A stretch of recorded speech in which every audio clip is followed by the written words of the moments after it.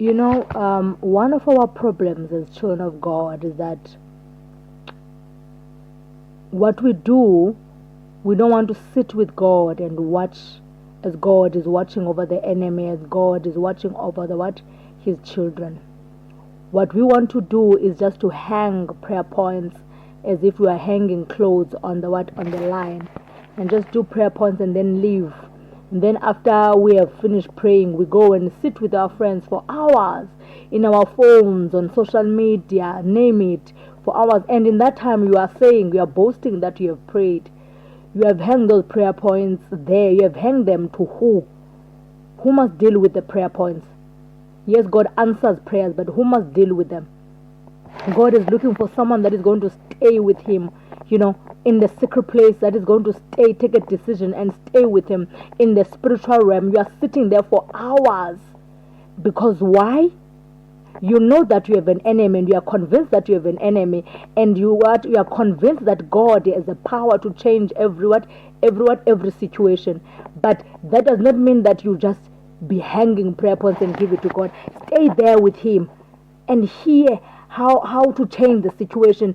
You don't hear how to change the situation outside when you're speaking to your friends. You stay there in prayer for hours, for 10 hours, for 15 hours.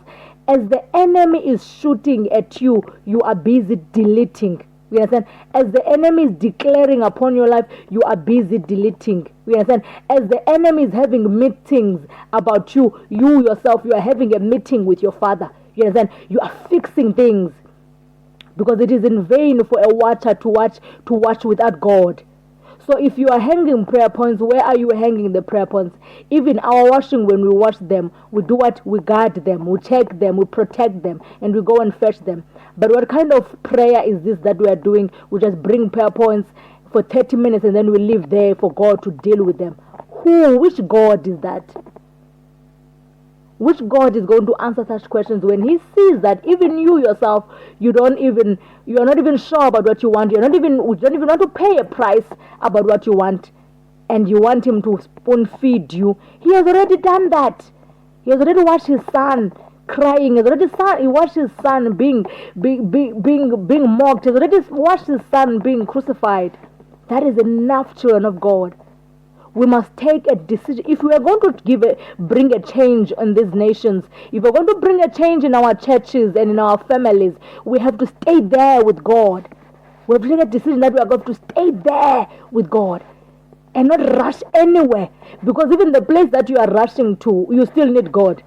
Even the friends that you are rushing to, that you love, you still need God to expose the people that are around you. Right now, you are friends with people that are not even right. And you don't know that because you are not staying with God in the secret place. Stay there with God. Take that decision to say, I'm going to stay there with God. Don't allow the enemy to take you out of God. Stay there. Take it. I said, on Saturday, I'm not going to work. I'm here at home. Start at 12 o'clock midnight. And you sit there and go and break again at 6 p.m. evening. You are staying with God. You are talking to your Father. You're talking to your Father, because as you're talking to your Father is training. David says, God has trained my hand for what? For war. How does God train a hand for war? It means that you have to sit with God. It means that you have to be with God for God to take your hand and begin to train it for a war. But what we do, we just raise our hands and say, Father, train me, and then you take your hand back, and then you go to the mall, and then you go to your friends, and then you go and make a video calls, and then you go and SMS. What kind of problem is that now? Who can train you like that? Even the trainer needs to see you here.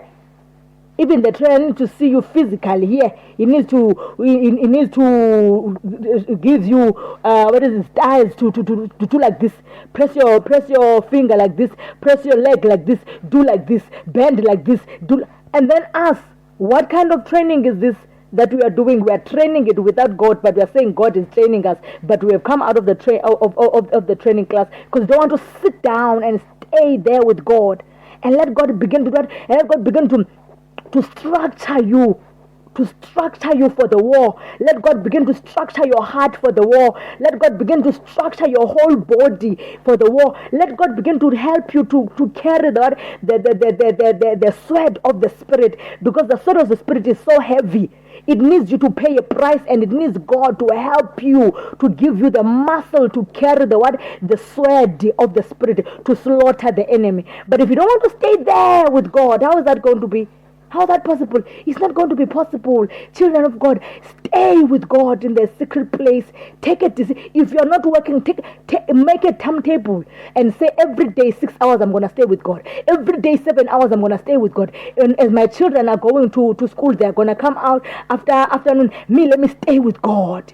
Let me stay with God. And see what God is going to do.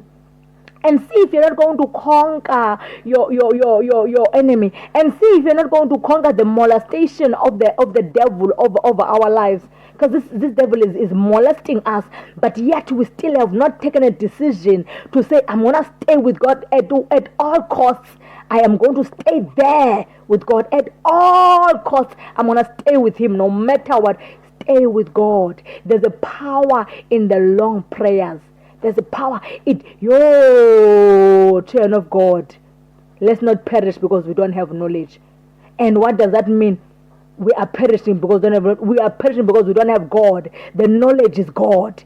It is not in Him. It is Him knowledge. My God, let he that has an ear hear what the Spirit is saying. This is the voice crying in the wilderness.